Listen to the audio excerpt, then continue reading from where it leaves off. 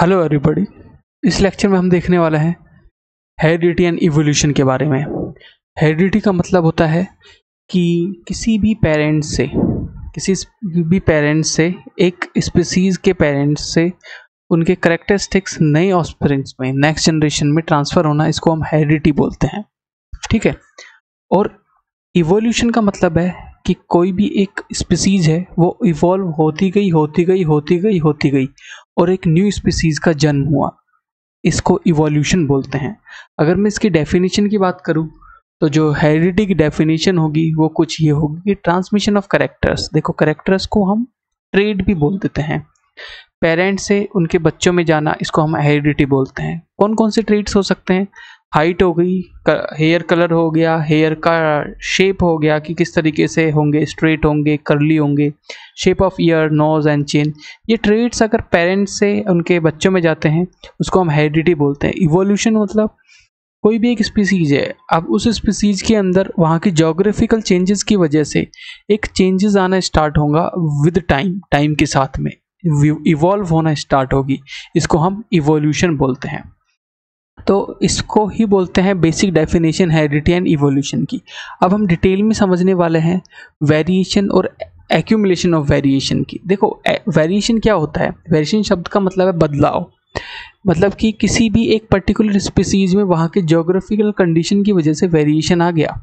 Variation कैसे आता है? जैसे जिराफ के अंदर आप देखोगे, जिराफ की गर्दन पहले छोटी होती थी, फिर जिराफ को नीचे खाना नहीं मिला ज़मीन पे, तो वो स्ट्रेच करके पेड़ों से खाना खाने लग गया, तो उसकी गर्दन लंबी होने लग गई।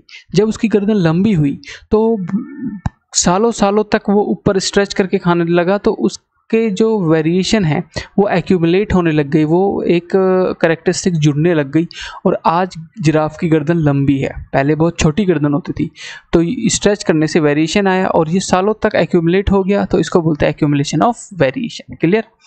अब हम पढ़ने वाले हैं मेंडल्स की थ्योरी। तो मेंडल की थ्योरी को पढ़ने से पहले हमें कुछ टर्म्स को समझना पड़ेगा। सबसे पहली टर्म है क्रोमोसोम। देखो, क्रोमोसोम क्या होता है? आपकी जो सेल होती है उसके अंदर न्यूक्लियस होता है, न्यूक्लियस के अंदर आपके क्रोमोसोम्स होते हैं। क्रोमोसोम्स क्या करते हैं? जैसे फॉर एग्जाम्पल, आपके पेरेंट्स से आपकी शक्ल मिलती है और आपके मतलब किसी न किसी पेरेंट्स या पेरेंट्स में से मम्मी या पापा की तरफ से किसी के शेप, नोज़ की शेप, चिन की शेप जैसी आपकी शेप है, तो पक्का ये किससे डिकोड हो रहा है? आपके डीएनए से। और तो डीएनए कहाँ पे मिलता है? सेल के न्यूक्लियस में। तो ये न्यूक्लियस है और न्यूक्लियस के बीच में थ्रेड लाइक स्ट्रक्चर इकट्ठा होकर पड़ा रहता है और इसको हम क्रोमोसोम बोलते हैं। और क्रोमोसोम ये जो है पूरा का पूरा क्रोमोसोम, इसके अंदर बहुत सारे मल्टीपल क्या होते हैं? डीएनएज होते हैं और ये एक पूरा इस तरीके का डीएनए होता है और इस डीएनए के छोटे से पार्ट को हम जीन बोल देते हैं। मतलब ये पूरा का पूरा लंबा जो थ्रेड होता है इसको हम डीएनए बोलते हैं, इसके छोटे से पार्ट को एक जीन बोलते हैं। एक जीन के अंदर एक पर्टिकुलर कोडिंग होती है और एक कोडिंग का मतलब है एक particular information about your parents या फिर जिस स्पीसीज से आप आ रहे हो उस स्पीसीज की कोडिंग। तो आपके सेल के न्यूक्लियस के अंदर क्रोमोसोम, क्रोमोसोम के अंदर डीएनए और डीएनए के अंदर जीन्स, जीन के अंदर इन्फॉर्मेशन ऑफ योर पेरेंट्स या फिर आपके जिस भी जनरेशन से, जिस भी स्पीसीज से आ रहे हो उस स्पीसीज की इंफॉर्मेशन होती है। क्लियर आ गई? इतनी बात समझ में आ गई? तो ये इस तरीके से होता है कि न्यूक्लियस के अंदर क्रोमोसोम, क्रोमोसोम के अंदर डीएनए, डीएनए के अंदर जीन और जीन अपने अंदर एक पर्टिकुलर जीन एक पर्टिकुलर इन्फॉर्मेशन कंटेन करके रखता है। क्लियर? अब हम बात करते हैं डोमिनेंट ट्रेट और रिसेसिव ट्रेट के बारे में। फॉर एग्जांपल, मैं इसको बहुत ईजी लैंग्वेज में समझाता हूँ। आपका स्किन कलर आपके मम्मी जैसा है, तो इसका मतलब है आपकी मम्मी और पापा में से जो आपके अंदर जो गुण आ रहे हैं, जो ट्रेड आ रहे हैं, जो करेक्टरिस्टिक आ रहे हैं, तो आपकी जो मम्मी है ना, उनका जो ट्रेट है वो डोमिनेंट ट्रेट है। अगर आपके स्किन कलर पापा को गया है तो आपका जो आपके अंदर जो ट्रेट है वो पेरेंट्स में से पापा के जो ट्रेड्स हैं वो डोमिनेट हैं। तो जिसके ट्रेड उसके नेक्स्ट ऑफस्प्रिंग में दिखने लग जाए, नेक्स्ट जनरेशन में दिखने लग जाए, उसका जो जीन है वो डोमिनेट बोला जाएगा, डोमिनेट ट्रेट बोला जाएगा। और जिसका नहीं दिखे वो रिसेसिव ट्रेट बोला जाएगा। जैसे डैड की आइज़ अगर ब्राउन है और मॉम की ब्लू है और बच्चे की अगर ब्राउन दिखे, तो यहाँ पे हम बोलेंगे कि जो डैड है वो डोमिनेंट ट्रेट रखते हैं, वो डोमिनेट कर रहे हैं यहाँ पे। अगर ब्लू आ जाता है आई का कलर, तो यहाँ पे मॉम डोमिनेटिंग ट्रेट शो करेगी और दूसरे वाले को रिसेसिव बोलेंगे जो कि डोमिनेट नहीं कर पाता है। अब हम देखने वाला है, ये हम टर्म्स सीख रहे हैं, मेंडल की थ्योरी को पढ़ने से पहले टर्म सीख रहे हैं। तो एक टर्म आती है फिनोटाइप। मेंडल की थ्योरी में हम ये फिनोटाइप शब्द बार बार सुनेंगे। इसका मतलब क्या होता है? देखो, फिनोटाइप का मतलब है कि आपने एक फ्लावर को देखो, एक फूल को देखा, उसका कलर है ब्लू और दूसरे फ्लावर का कलर है मान लेते हैं रेड। तो किसी भी फ्लावर को देख के आपने बोला कि ये ब्लू कलर का है, ये रेड कलर का है, इसका शेप छोटा है, इसका शेप बड़ा है। तो जो आप आंखों से देख के उसकी करेक्टरिस्टिक को बता पा रहे हो, वो करेक्टरिस्टिक बोली जाएंगी फिनोटाइप करेक्टरिस्टिक्स। ओके। और जो छोटे छोटे जो हम सिंबल्स से यहाँ पे आपके मेंडल ने रिप्रेजेंट किए, मेंडल सर ने रिप्रेजेंट किए, इनको बोलेंगे हम जीनोटाइप करेक्टरिस्टिक्स। ठीक है। तो जैसे यहाँ पे ये जो फ्लावर का कलर है वो वाइट है और यहाँ पे ब्लू है, तो जो कलर को हमने आंखों से देख के डिफ्रेंशिएट किया, इनको बोलेंगे फिनोटाइप। और जो सिंबल से आपने रिप्रेजेंट किया, ये सिंबल्स को हम बोलेंगे जीनोटाइप। क्लियर? अब हम देखेंगे F2 और F1 जनरेशन क्या होती है, क्योंकि ये टर्म्स हैं जो कि मेंडल की थ्योरी को पढ़ने से पहले हमें समझनी होगी। देखिए, जब पेरेंट्स होते हैं, जो पेरेंटल जनरेशन होती है, उससे जो पहली जनरेशन पैदा होती है ना, उनके गैमेट से पहली जनरेशन, उसको F1 जनरेशन बोलते हैं। लेकिन जब F1 जनरेशन नेक्स्ट जनरेशन पैदा करती है, उसको हम F2 जनरेशन बोलते हैं। सिंपल सी बात है। तो हम यहाँ पे F2 और F1 जनरेशन डिस्कस करने वाले हैं, तो पहले ही हम टर्म्स को समझ लिया। फिनोटाइप क्या होते हैं? ऐसे कैरेक्टर जिनको आंखों से देख के पता कर सके। और जीनोटाइप वो जिनको एक सिंबल के द्वारा मेंडल ने रिप्रेजेंट किया। तो चलिए स्टार्ट करते हैं। देखिए क्या था rule for the inheritance, Mendel's contribution. Mendel ने क्या किया, अपने वो क्या थे, एक चर्च के अंदर ना फादर थे, जिनको मतलब पूजा पाठ करते हैं चर्च के अंदर, वो थे। तो उन्होंने क्या किया कि वहाँ पे गार्डन में पी प्लांट्स उगाए। पी प्लांट्स मतलब मटर के पौधे। अब क्वेश्चन आता है कि मटर के पौधे पे क्यों किया यार, उन्होंने पी प्लांट्स पे क्यों किया एक्सपेरिमेंट? उन्होंने मटर के पौधे पे इसलिए किया, देखो अगर वो आदमी पे एक्सपेरिमेंट करने लग जाते तो उनकी पीढ़ियाँ लग जाती, तभी भी वो एक लास्ट डिसीजन पे, लास्ट कंक्लूजन पे नहीं निकलते। मटर के ऊपर इन्होंने अलग अलग तरीके की कैरेक्टरिस्टिक्स वाले मटर को एक दूसरे से क्या करवाया, आप बोल सकते हो हाइब्रिड करवाया, एक दूसरे से पॉलिनेशन करवाया। और यहाँ पे नई तरीके की स्पीसीज इनको देखने को मिली, नई तरीके के कैरेक्टर देखने को मिले। उन्होंने फटाफट करवा के फटाफट रिजल्ट्स को एक पेपर पे लिख के थ्योरी जारी कर दी, जिसको मेंडल्स थ्योरी ऑफ इनहेरिटेंस बोलते हैं। उस इनहेरिटेंस की थ्योरी को ही हम पढ़ते हैं। ठीक है, अब देखना, तो इसलिए बोलते हैं कि जल्दी टाइम कम लगे, इसलिए उन्होंने पी प्लांट्स के ऊपर एक्सपेरिमेंट किया। अब आते हैं हम इनकी थ्योरी में। सबसे पहली जो थ्योरी है वो है मोनोहाइब्रिड इनहेरिटेंस की थ्योरी। इन्होंने क्या किया, सबसे पहला जो सबसे छोटा एक्सपेरिमेंट किया, उसमें क्या किया इन्होंने, सबसे पहले इन्होंने बहुत सिंपल सी चीज़ करी कि दो प्लांट देखे। पहला जो प्लांट था वो लंबा था, मटर का लंबा पौधा, और दूसरा जो था वो डॉफ था, मतलब बोना पौधा। तो इन्होंने क्या किया कि जो लंबा है और जो छोटा है, उन दोनों को एक ही खेत में, एक ही गमले में उगा दिया, उन दोनों के बीच में पॉलिनेशन करा दिया, और फिर रिजल्ट्स देखे कि इनसे उगने वाले जो पेड़ होते हैं उनमें कैसे वो कैसे पेड़ होते हैं, बड़े होते हैं कि छोटे होते हैं। तो उन्होंने रिजल्ट देखा तो पता चला सारे के सारे बड़े उग रहे हैं। तो उन्होंने एक कंक्लूजन निकाला कि ऐसा हुआ होगा, कैसा कि जो टॉल वाले हैं उनके अंदर जीनोटाइप हो सकते हैं कैपिटल टी और कैपिटल टी। अब यहाँ पे कैपिटल टी और कैपिटल टी से लिखने का मतलब है कि जो भी कैपिटल में लिखा है ना मेंडल की थ्योरी में, वो उसका मतलब है कि वो अपना डोमिनेंट ट्रेट शो करता है। जो स्मॉल में लिखा है वो अपना रिसेसिव ट्रेट शो करता है, मतलब उसका कैरेक्टरिस्टिक नेक्स्ट वाले में नहीं दिखाई देता। क्लियर हुई भाई इतनी बात? ओके। तो उन्होंने टॉल को दिया कैपिटल टी से। ये क्या है, गैमेट्स हैं, ये गैमेट्स हैं, ये पेरेंटल जनरेशन है, पहली जनरेशन। अब इनमें मैक्सिमम गैमेट्स की पॉसिबिलिटी क्या हो सकती है, इनमें मैक्सिमम पॉसिबिलिटी हो सकती है कि जो टॉल वाला है वो कैपिटल टी एक दे दे, कैपिटल टी एक दे दे, डॉफ वाला स्मॉल टी दे दे।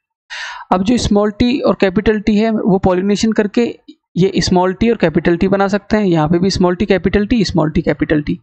तो इन्होंने निष्कर्ष निकाला कि जो F1 जनरेशन होगी उसमें जो रिजल्ट्स निकलेंगे वो मैक्सिमम कॉम्बिनेशन ये हो सकता है।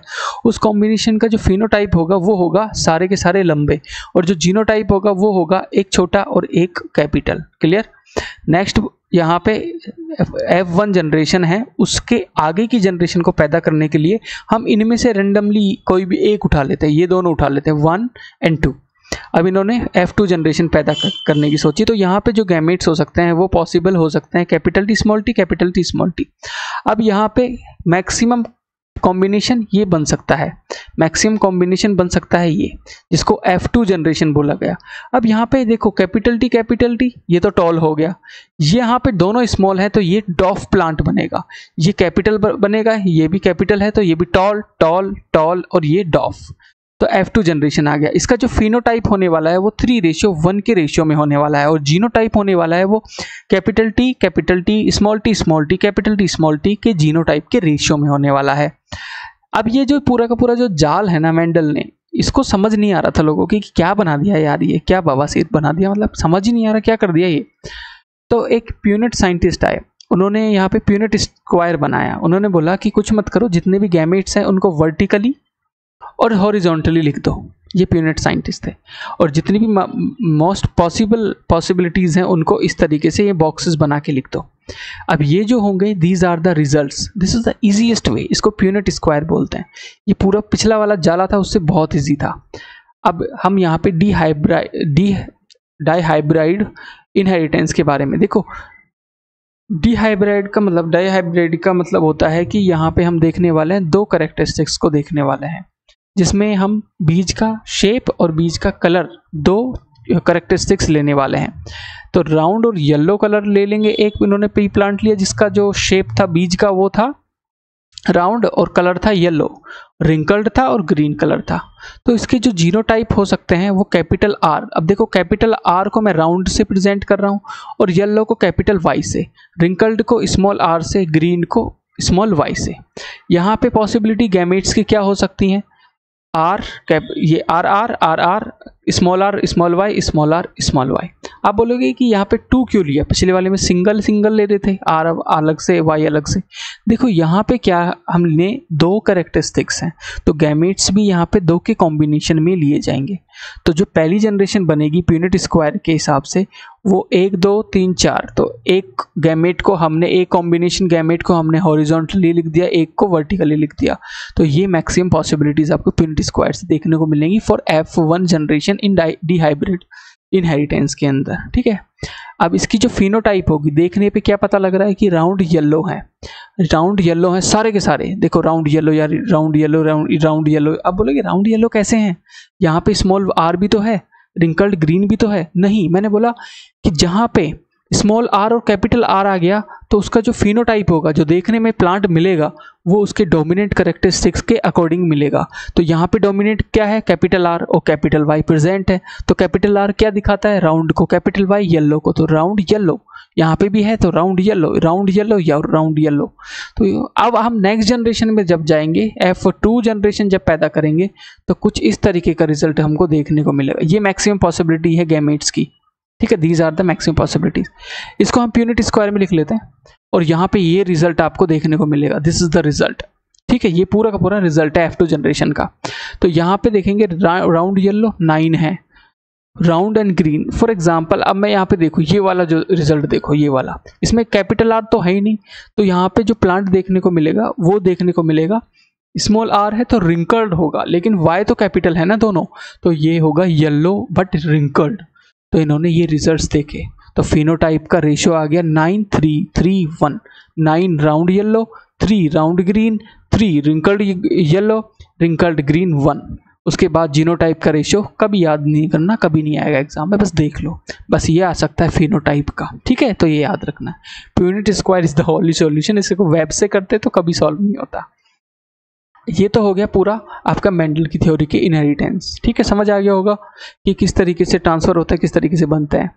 अब हम देखते हैं कि जो ब्लड ग्रुप होते हैं वो किस तरीके से मम्मी पापा से बच्चों में जाते हैं।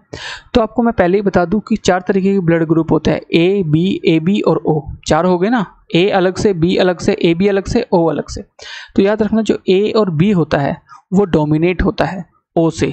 याद रखना ए और बी होता है वो डोमिनेट ब्लड ग्रुप होता है ओ से। तो यहाँ पे अगर पापा का ए है या मम्मी का ए है, और पापा का ओ है या मम्मी का ओ है, तो बच्चे का ए ही होने वाला है। तो यहाँ पे भी ए बी, यहाँ पे बी और ओ में क्या होने वाला है, right in the comment section. आप इन चारों के रिजल्ट्स मुझे लिख के बताओगे। Pause the video right now. देखो मैं बोल रहा हूँ ए और बी है वो क्या है, डोमिनेट है, डोमिनेट करता है। आप यहाँ पे ये 5 पॉसिबिलिटीज जो हो सकती है, 4 पॉसिबिलिटीज जो हो सकती है, उनका रिजल्ट आप मुझे पॉज करके बताओ। मैं फिर से बता रहा हूँ, जो ए और बी है वो डोमिनेट है, डोमिनेट मतलब ए और बी है वो डोमिनेट करता है ओ को। तो आप मुझे नीचे पॉज करके कमेंट में लिख के बताओ इनका रिजल्ट, पहले वाले का, दूसरे वाले का, तीसरे वाले का, ऐसे कॉमा लगा लगा के लिख दो, ठीक है। पॉज कर दो वीडियो। अब हम बात करते हैं सेक्स डिटर्मिनेशन, कि देखो कि लड़का होगा या लड़की होगा, ये किस पे डिपेंड करता है और कैसे डिपेंड होता है। तो देखो लड़का जो होता है ना, हम मतलब लड़के जो लोग होते हैं उनके अंदर 2 क्रोमोसोम होते हैं, एक्स एंड वाई क्रोमोसोम, लेकिन लड़कियों के अंदर एक्स और एक्स क्रोमोसोम ही होते हैं। अगर लड़के का वाई क्रोमोसोम चला गया लड़की के अंदर तो लड़का पैदा होता है, और अगर वो एक्स क्रोमोसोम चला गया तो लड़की पैदा होती है। तो किसके ऊपर डिपेंड होता है? फादर के ऊपर, मतलब लड़के के ऊपर डिपेंड होता है कि उसके बच्चा लड़की होगा या लड़का होगा, ना कि लड़की के ऊपर। क्लियर होगी इतनी बात। अब हम बात करते हैं इनहेरिटेड या एक्वायर्ड ट्रेट के बारे में। देखो इनहेरिटेड ट्रेट वो होती है जो आपको मम्मी पापा से मिले, जैसे आपकी शक्ल आपकी मम्मी पापा की तरह हो सकती है, लेकिन कुछ ऐसी चीज़ें होती हैं, कुछ ऐसे गुण होते हैं जो आपको खुद को ही सीखने होते हैं। जैसे शाहरुख खान जैसी एक्टिंग उसके शाहरुख खान का बेटा नहीं कर सकता है, लेकिन उसकी शक्ल तो शाहरुख खान जैसी हो सकती है, क्योंकि ये एक इनहेरिटेड ट्रेट है। क्लियर होगी बात। इसी तरीके से बिल गेट जो कोडिंग जानता है उसके पापा नहीं जानते हैं, ये एक एक्वायर्ड ट्रेट है। तो मतलब शक्ल का दिखना, मैंने बताया ना पहले ही फर्स्ट स्लाइड में मैंने बताया। अब हम बात करने वाले हैं इवोल्यूशन। देखो इवोल्यूशन शब्द का मतलब क्या है? इवोल्यूशन का मतलब है सीक्वेंस ऑफ ग्रेजुअल चेंज। कोई एक ग्रेजुअल चेंज आता गया और धीरे धीरे मिलियंस ऑफ ईयर्स में एक न्यू स्पीसीज प्रोड्यूस हो गई, इसको बोलते हैं इवोल्यूशन। जैसे बोलते हैं लोग कि हम बंदर से इंसान बने, इवोल्यूशन के थ्रू बने हैं, ठीक है। तो ये एक इवोल्यूशन होता है। तो कोई पूछे कि यार अभी क्या इवोल्यूशन को हटा दिया सिलेबस से, लेकिन कोई पूछे कि यार इवोल्यूशन को क्यों हटाया? देखो इवोल्यूशन के एविडेंस बताओ, तो हम एविडेंस में क्या क्या बताते हैं इवोल्यूशन में? होमोलोगस ऑर्गन्स बताते हैं। ये बहुत इंपॉर्टेंट है एग्जाम के पॉइंट ऑफ व्यू से। होमोलोगस ऑर्गन का मतलब है ऐसे ऑर्गन जो दिखने में सेम है, सेम बेसिक स्ट्रक्चर, लेकिन काम अलग अलग करता है, बट डिफरेंट फंक्शन, काम अलग अलग आते हैं, ठीक है। बैट के अंदर हाथ का शेप देख लो, व्हेल के अंदर हाथ का शेप, चीता के अंदर और आदमी के अंदर जो हाथ का शेप है वो शेप एक जैसा है, लेकिन काम अलग अलग करता है। तो हम देख के बताते हैं कि यार ये पक्का ना कहीं हम जुड़े हुए हैं पीछे से कहीं ना कहीं हम जोग्राफिकली जुड़े हुए हैं। हम धीरे धीरे इवॉल्व हुए और अलग अलग स्पीसीज बनती गई मिलियंस ईयर्स में। ये पहला एविडेंस हो गया। फिर हम बोलते हैं कि नहीं, एक और एविडेंस है एनालॉगस ऑर्गन्स। एनालॉगस ऑर्गन्स इनके काम एक होते हैं लेकिन ये दिखते अलग अलग हैं, ठीक है, जस्ट वाइज वर्सा। और तीसरा एविडेंस हम देते हैं क्या? फॉसिल्स। हमने खुदाई करी, उनमें पता चला कि यार हमारे जो पुराने यहाँ पे लिविंग ऑर्गेनिजम्स रहते थे उनके भी हाथ होते थे हमारी तरह, मतलब होमोलोगस ऑर्गन्स होते थे, और वो उनसे ही हम धीरे धीरे इवॉल्व होकर यहाँ तक पहुँचे हैं। क्लियर। अब हम बात करते हैं कि डार्विन ने इवोल्यूशन के बारे में क्या बोला। डार्विन ने यहाँ पे 5 बातें बोली जो आपको याद रखनी है। पहली बात बोली, within the population there is a natural variation, some individuals have more favourable variation than others. मतलब एक पर्टिकुलर पॉपुलेशन ले लो आप, उसमें एक वेरिएशन आ जाएगी अपने आप ही, और कुछ ऐसे लोग होंगे, कुछ ऐसी पॉपुलेशन में कुछ ऐसी परसेंटेज ऑफ पॉपुलेशन होगी जो ज़्यादा फेवरेबल होगी उस क्लाइमेट में जीने के लिए, और वही सर्वाइव करेगी। Even though all species produce large number of springs, मतलब कि सारे लोग, सारी लिविंग ऑर्गेनिज्म बहुत सारे बच्चे पैदा करेंगे, लेकिन वही जिंदा रहेगा और वही आगे बच्चे पैदा कर पाएगा जो फिटेस्ट होगा, फिटेस्ट।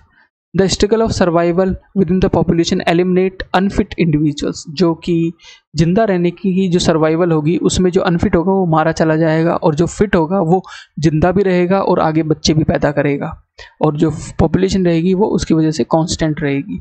चौथी बात बोली, the individuals having favourable variation pass on these variations to their progeny from generation to generation. जो भी आपके अंदर फेवरेबल वेरिएशन आते जाएंगे टाइम टू टाइम, आप अपने बच्चों को, अपनी नेक्स्ट जनरेशन को पास ऑन करते रहोगे।